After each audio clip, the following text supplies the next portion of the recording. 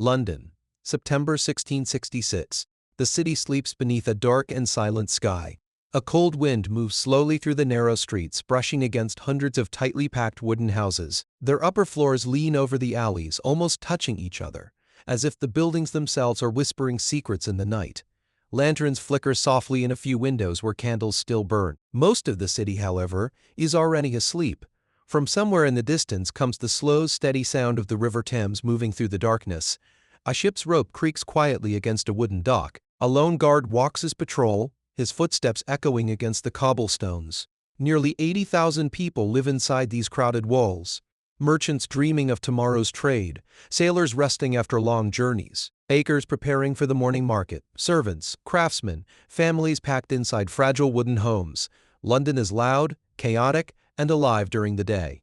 But tonight, it is calm. Too calm. No one in this sleeping city knows that within a few hours, a small spark will ignite a catastrophe. A fire that will rage for days, a disaster that will devour streets, destroy thousands of homes, and change London forever. Shortly after midnight, on a narrow street called Pudding Lane, something goes terribly wrong. Inside a small bakery, the ovens have been burning for hours. Bread for the morning market has already been baked, but the heat from the fire still lingers deep within the brick furnace. The bakery belongs to Thomas Farriner, a royal baker who supplies bread to the court. For him, this night seems no different from any other. But somewhere inside the oven, a spark escapes. At first, it is nothing more than a tiny flame.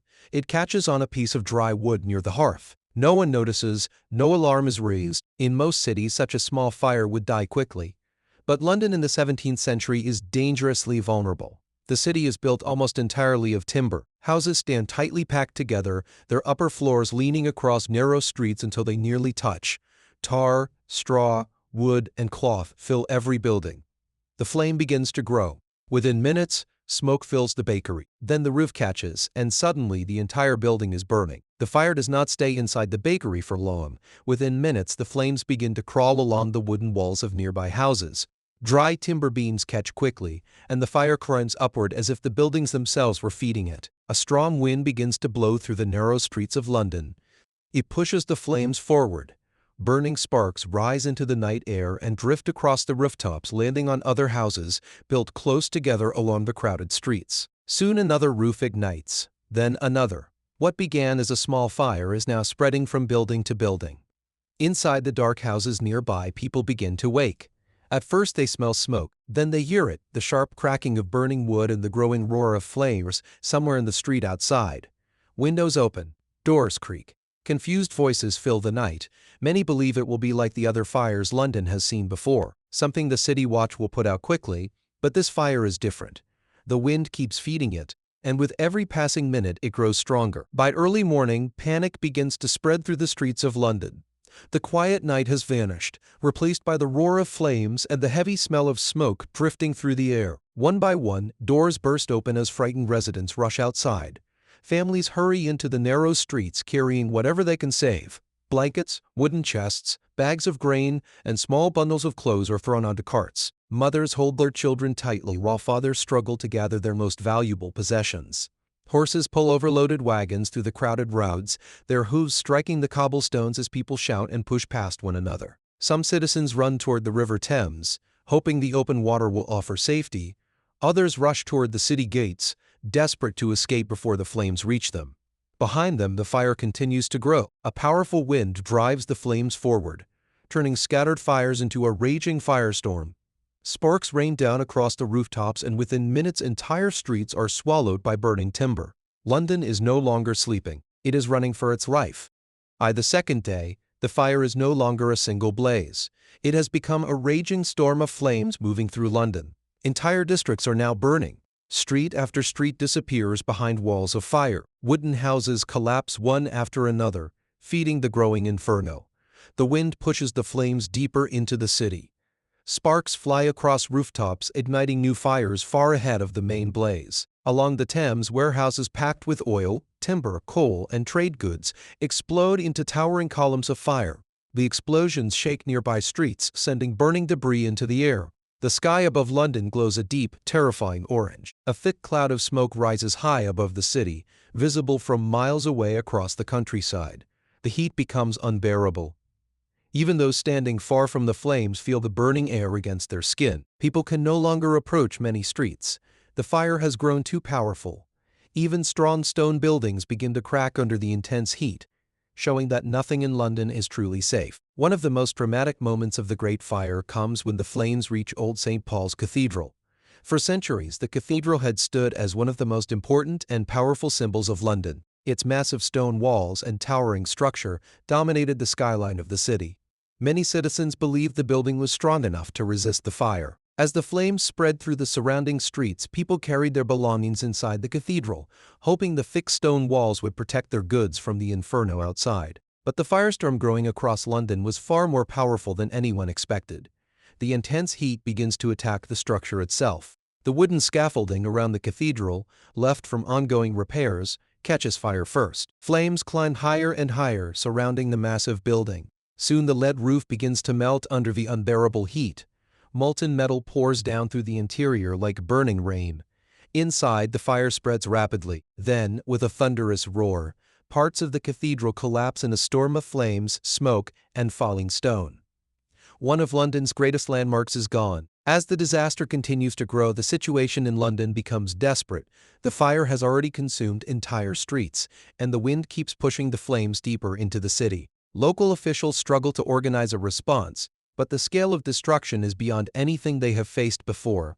At this moment, the king himself becomes involved. King Charles II of England rides into the threatened districts, moving through streets filled with smoke, frightened citizens, and burning buildings. The sight of the monarch among the chaos brings both surprise and hope to the people. The king quickly understands that traditional methods will not stop the fire. He gives a bold and dangerous order. Buildings standing in the path of the flames must be destroyed before the fire reaches them. Soldiers, workers, and desperate residents begin tearing down houses.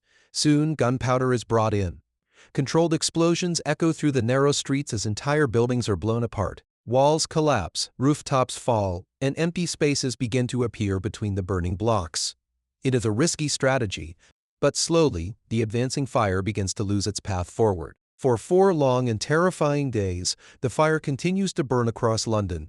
What began as a single spark has now become a massive disaster, consuming one district after another. Strong winds keep feeding the flames, pushing them through the crowded streets and tightly packed wooden buildings. The city slowly transforms into a landscape of fire. Thick smoke fills the sky above London, turning day into a dim orange twilight. Entire streets collapse as houses burn and fall into piles of glowing rubble. The constant sound of crackling wood, collapsing roofs, and distant explosions echoes across the city. Thousands of people are left homeless. Families flee with whatever they manage to save: blankets, tools, small chests of valuables. Many spend the nights in open fields beyond the city walls, watching the horizon glow red as their homes disappear in the flames. Markets, churches, warehouses, and homes are all destroyed. What was once the largest and most vibrant city in England is now being slowly erased by fire, leaving behind only smoke, ash, and ruins. Finally, on the 5th day, something begins to change. The powerful winds that had carried the flames across London slowly begin to weaken. For the first time since the disaster began, the fire no longer spreads with unstoppable force. The flames begin to lose their strength. In many places, the fire burns itself out after consuming everything it can reach. The massive walls of smoke slowly thin, and the terrible roar that had filled the city for days begins to fade. At last, the fire dies. But what remains behind is almost unimaginable. Entire neighborhoods have vanished. Streets that once held rows of houses, shops, and markets are now fields of blackened rubble and ash. The familiar shape of the city has been erased. More than 13,000 houses are gone. Churches, warehouses, and public buildings have been destroyed. London is silent now. Where crowds once filled the streets, there is only smoke drifting over the ruins. The greatest city in England has survived the fire, but it will never look the same again. When the smoke finally clears, the survivors of London slowly begin to return to the city. What they find is almost impossible to recognize. The familiar streets where they once lived, worked, and traded are gone. Entire neighborhoods have vanished, replaced by fields of ash, broken stone, and charred timber. Landmarks that had stood for generations have disappeared. People walk silently through the ruins, searching for what remains of their homes. Some dig through the ashes, hoping to find tools, coins, or pieces of furniture that survived the fire. Others simply stand and stare at the destruction, struggling to understand how their city could vanish in just a few days. But amid the devastation, something remarkable begins to happen. Almost immediately, plans are discussed to rebuild London. Leaders, architects, and city officials begin imagining a new city rising from the ruins. This time, London will be built differently. Streets will be wider, buildings stronger, and construction safer. Instead of fragile timber houses, the new city will rise from stone and brick, stronger than before. The Great Fire of London destroyed much of the city in 1666. For 4 terrifying days, flames swept through narrow streets, consuming homes, churches, and marketplaces that had stood for generations. By the time the fire finally ended, thousands of buildings had vanished. Entire neighborhoods had been reduced to ash and broken stone. For many Londoners, it felt as if their world had been erased overnight. Yet the disaster also changed the city forever. In the months and years that followed, London began to rise again from the ruins.